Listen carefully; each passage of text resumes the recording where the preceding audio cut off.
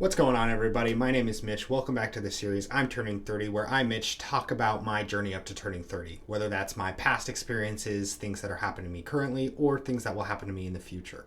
And as you can see, today I'm going to talk about work, or jobs, or careers, or whatever you want to kind of encompass that in. As far as work goes, I started formally working when I was about 14 years old. It was when I had my first, what you could say, job, even though I was getting paid under the table. The first job that I essentially had was like a landscape assistant type deal. There was somebody in my neighborhood who knew that I needed money and wanted money to buy things, and he would throw me much more for helping him do landscaping for a couple of hours, whether it was doing something at his house or doing something at an office building that he had been contracted to go to. And I pretty much did this job up until I was 16. Whether I rode with him to the work site or he kind of sent me the details and I went to the work site myself, as long as I got finished, I got paid. And he paid me himself, so I actually didn't pay taxes on those. Tax-free job when I was 14 to 16 as more of a helper, as someone that was coming along rather than like labor, as I wouldn't be working for very long, and it was just kind of some side hustle, I guess, that I could do for cash to get video games when I was a teenager. Right when I was about to turn 16, I stopped working at that landscaping job and I started applying to just different minimum wage jobs as many 16-year-olds would do. And I eventually got hired on at Arby's. Now, I never really envisioned myself like working at anywhere like Arby's or anywhere fast food-esque when I was a teenager. I never saw myself doing that for some reason. I always pictured myself working at like a Walmart or something along those lines. Never really saw myself kind of working at a fast food place. But I worked at Arby's for about a year and a half, maybe a little bit more than a year and a half, where I eventually kind of got sick of working in the fast food industry and wanted to get out and do something else. And so I was looking for other jobs. I actually quit before I had found any other job, and I just assumed it would be easy to get another job within the last 2 weeks of quitting Arby's, and that I wouldn't already have to have a job lined up, which kind of worked out in my favor, but definitely isn't what I should have done looking back on it. Now, I got fairly lucky, and I happened upon a State Farm agent. I was doing charity work for my high school. We knocked on this random guy's door. We introduced ourselves and told him what we were doing for our school, and he listened and kind of helped us out, but then kind of asked us more about ourselves and things like that. And as we got to talking, I mentioned that I was looking for a job, and he mentioned he was looking for someone to help him. And that's kind of how I got dragged in to be a telemarketer for State Farm. So that was my next job. I moved from fast food to telemarketing. I was the guy that cold called people on a giant phone list and would ask them if they wanted a quote from State Farm. So apologies if I ever called you or if you've gotten angry with telemarketers. Some of them are just teenagers with jobs that are just trying to get paid. I would try to call hundreds of people a day and attempt them to get a quote from State Farm and perhaps switch over. I actually left this job after 3 months, and one of the big reasons I left this job is because when I was originally talking to the guy that I mentioned that hired me, he actually lied about how much he was going to pay me. When we first talked, he told me that I was going to be making, I believe, $13 an hour plus commissions if I got anybody to switch over. Then when I got hired, for some reason, he said he had to start me at $7.25, but if I performed well, I would get to that 13 number. And I wasn't allowed to get commissions until after I got my first 10 people to switch over. So I had already accepted the job, and then he immediately lowered the amount of money that I would be receiving. But at that point, I had kind of been out of a job for about a month from Arby's, and I was just looking for anything. I needed money to do certain things in my life at that time, and I just accepted because I needed the money, but definitely wasn't happy about it. And that's why I was only there for the 3 months, is because he pretty much told me that. And as I started doing the calls those first few weeks, I realized that the goals that he had set were never going to be super attainable very quickly, and I needed to find something else. So I quickly started applying for other jobs, and eventually I got a job at Jamba Juice. So I got a job at Jamba Juice, and it's not exactly the same as Arby's, but it was, kind of just another minimum wage, making something for customers' establishments. So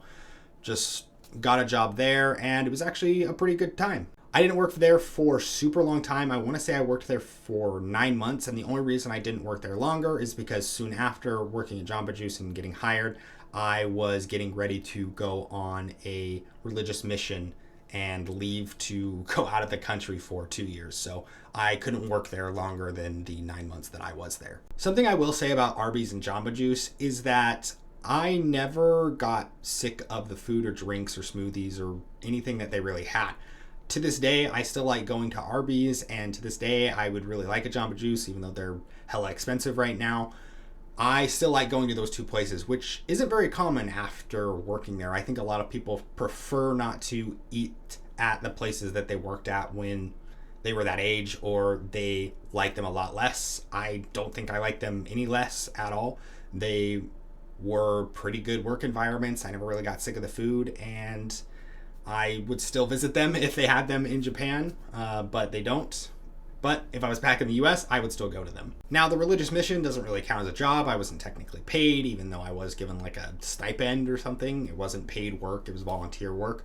So that doesn't really count as a job. So technically, I was unemployed for 2 years until I got back, where soon after, I believe a couple of weeks after I got back from my mission, I got a job at a factory. Specifically, I worked for a company called Bullfrog International. They make hot tubs, and one of their factories for assembling the hot tubs is in Utah. Now again, not a bad gig. It was more money than I'd ever been making in my life. I think that Bullfrog was giving us somewhere along the lines of $10 and something. I can't remember exactly how much, but it was more than I had ever made before. Me and a couple of friends all got hired on at the same time, and it was a 4-day work week. You worked 10-hour days Monday through Thursday, so you got Friday, Saturday, Sunday off, which was really nice, but also made it so Monday through Thursday were very, very long. And during those days, I basically just did the same menial tasks for, I wouldn't say 10 hours straight, because we did have a break and a lunch, but basically just did the same thing over and over, 10 hours a day. We would, I think per day, do the same task 50 to 100 times, if I'm remembering correctly. So yeah, I went from being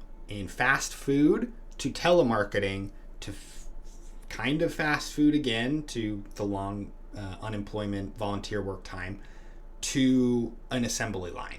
So far, not the friendliest industries or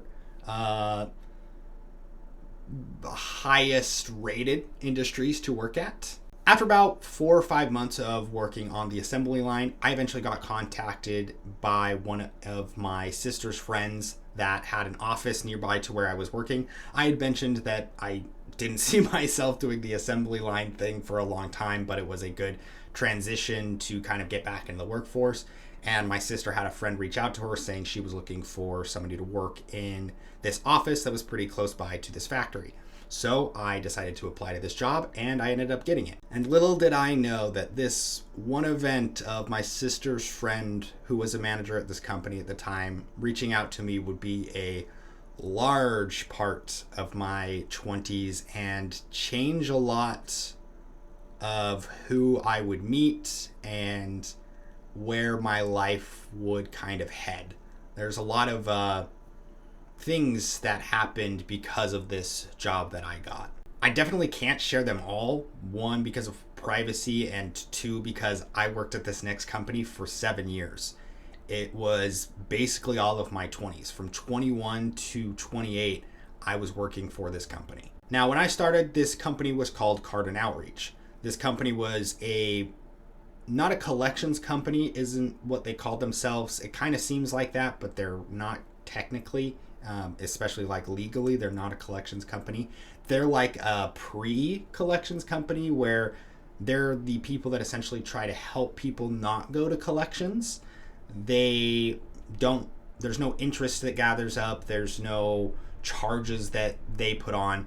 They essentially try to help attorneys, insurance companies, patients, whoever, try to get money to the hospitals. So we work with both sides, patients and hospitals, for multitudes of things, but I work specifically with car accidents. So we would contact anybody involved in that basically to get a resolution to hospital bills from car accidents. Within 6 months of getting to the company, I eventually got asked to try what is a new position that is a very specialized position. that now at the company is a manager position, but wasn't a manager position when I first started it. And that was doing something called reductions. Essentially, reductions are reducing the amount that people have to pay, whether that's talking to the attorney or the hospital or whoever. I essentially handle all the paperwork for certain clients to get reductions for them so that people would have to pay less on their hospital bills. After excelling in that position for a couple of months, we had a management position open up. I applied and got into management within the first year of being at the company. And the remaining amount of my time, I served as a auditor, which kind of kept quality control on the team. I would look at how other entry-level representatives were working the accounts, give them advice or help them kind of correct the accounts or figure out things that they needed to do. Whether that was specific knowledge about a certain problem or how a certain insurance company worked or how a certain attorney's office worked, I was kind of the first step of escalations in certain problems that would arise on accounts, especially because I had a vast amount of knowledge due to the amount of clients that I had to work with because of the reduction specialist thing that I worked on. So I would help members of the team if they had any questions, whether that was needing to escalate an account because of a certain specific problem with an insurance company, with an attorney, with a patient. I would kind of help them and make sure that everything was being done correctly, and if need be, raise it to the supervisors. There was a lot of structural changes while I was there. Carter & Outreach was considered a pretty small company that was doing this and started to grow based on the results that they were achieving. And we eventually had to change our name twice. I think now they're called Elevate Patient Financial Solutions. I can't remember. I've kind of like wiped the company from my mind at this point. But there was a lot that I did there. I got a lot of friends hired there. I made a lot of friends there. There are people that I am currently very, very good friends with, that I've had really crazy experiences with, that if I wouldn't have talked to one specific person at work, there would be a whole section of my life that just wouldn't be there anymore, which I'm very grateful to the job for. The fact that I met one person that introduced me to a lot of people is crazy. So many people I never would have met and so many experiences I never would have had for the job. So I am very grateful for the job, even though after maybe 4-5 years or so, it started to kind of switch just based on some internal things that happened at the company. I honestly could probably make a whole video about different things that happened at the company and why I'm kind of salty about it and things like that, but I don't think it would be the best look for me or other people doing that. Just kind of unnecessary drama to kind of stir up, and I don't think that that's a fair thing to anybody at this point to talk about. But shout out to the cool people there. Shout out to the friends that I made. Shout out to people introducing to me to their friends groups that worked there. Like finding, again, a coworker that I got to be good enough friends with to have them introduce me to their friends outside of their job was very, very nice, and something, again, that I just don't take for granted. I can't express enough thanks for being able to have that experience and that opportunity. During the final year of my job at the insurance company, I had moved quite a few times during the years at that company, whether that was with roommates or living with my parents or living with family, living with friends. I was moving a whole lot. And the last year of the job, I had actually moved into an apartment by myself. And as many people know, about 2 years ago, a year ago, still now, the rent prices are not necessarily friendly towards people that are not making buku bucks. And as someone that was a senior during this year, this final year, somebody that still had to go to campus to go to classes, somebody that had the homework for those classes that I had to do, having a 40-hour-a-week job, I decided, no, that's not enough. I need to get another job because I'm struggling. And if anything terrible happens to me, I will not have enough money to survive. So on top of being a student and having this job, I decided I'm going to get another part-time job, and that's where Costco comes in. If you want to work at Costco, here's a tip, by the way. The easiest way to get in and become a full-time employee is getting hired on seasonally. Try to find the busiest time at your local Costco whenever they have the busiest season, because they will likely be looking for seasonal workers. If they're looking for seasonal workers, you get in, and all you have to do is really just be a good, decent worker, just kind of bare minimum, not even like over the top. Just don't be terrible. You'll get hired on and be able to be at least a part-timer, if not a full-timer. And so at Costco, while I got hired on as a seasonal thing, I kind of started off on the front end. I was the person helping you put your things in your cart, getting the carts from outside, just doing all these kind of front end type things that would kind of help the customers, help the members. I was essentially the guy on the front end that would help all the members kind of just be okay with the products they were receiving, grab things for them if they've forgotten things, put them in their carts, get their carts, all that kind of stuff is where I started out on. Whenever I get hired to a job, I really like to try to put my best foot forward. Again, I don't necessarily think I need to go over the top to impress them, but doing the basic job abilities to a not perfect standard, but just like putting in effort that is seen by people, I think really affects their perception of you. And again, at Costco, very rapidly, I was offered a higher paying position in another department because people noticed what I was doing on the front end side. One of my supervisors at Costco noticed that I was kind of putting my best foot forward, and I would always ask about kind of moving up our opportunities. I'm always looking for a way to get higher up, not for the power necessarily. It's honestly just for the money. I will supervise whoever needs supervision if I make more money for doing that thing. So my supervisor mentioned that the meat department at Costco had an opening, that it's one of the harder departments to get into because it's such a small team, and the group of guys at the specific Costco that I worked at were a very tight-knit group. And essentially it's a trial period when you first go in. If they don't think you're a good fit, you get sent back to the department that you were originally on. But like I said, I put my best foot forward trying to be helpful towards whatever team that I'm on. Eventually got just a full-time position working at the meat department, and I helped them up until I left for Japan. And now, as many people know that are watching this video, I'm an English teacher in Japan, currently doing that right now, Monday through Friday. I go to a couple of different high schools and teach English, and that's my job right now. If you have any questions on what being a teacher is like, I can make a video in the future about what my kind of classes look like. I don't know if it would be super interesting for people. It's pretty basic stuff, but let me know if you're interested in the comments down below if you'd like to see a video about that. As far as the future in jobs, careers, whatever, work, just in general, whatever you want to call it, I'm not really sure where I see myself in 10 years. For those that don't know, I am not necessarily allowed to keep teaching English in Japan with the program that I'm in for a long period of time. For the program that I'm in, you normally are supposed to do at least 1 year, and you can do to a maximum of 5 years. Extenuating circumstances, you can do less or more than, but that's the general timeline that you have. And then you either need to find another job in Japan with another company, or you need to go back home. And this question is something that I'm currently struggling with. I don't really know what I would be able to do in Japan. I have ideas, but there are fields that I'm not necessarily an expert in or really have any experience in whatsoever that I'll try to apply for, but my resume compared to others may not be as strong based on what I've done so far in my life. So I think my rough plan for career job work now is eventually just try to move to a bigger city in Japan, hopefully not teaching English just because I want to get a slight pay bump, but we'll kind of see where that goes. Who knows, maybe I can't find anything and I have to go home and try to figure out something there. I'm not positive. It's something that I kind of think about all the time, which is part of the reason why I wanted to make this video. So if you have any advice for me in that regard, again, leave it down in the comments down below, and maybe you can help me make my decision on what I should do. But that's going to be it for this week, guys. Thank you so much again for tuning into this week's video. I really appreciate it. I hope you are enjoying the series. And honestly, it's super weird that I've been doing this series so regularly.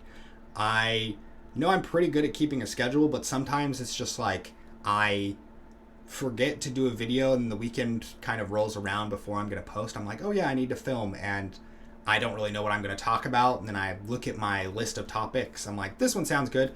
I'll start talking about it and be like, wow, I talked about this thing for a long time. There are a lot of things that I have done or want to talk about on this topic. So yeah, thanks for just kind of hearing me just kind of ramble on about certain different topics. I really do appreciate you guys listening to the videos.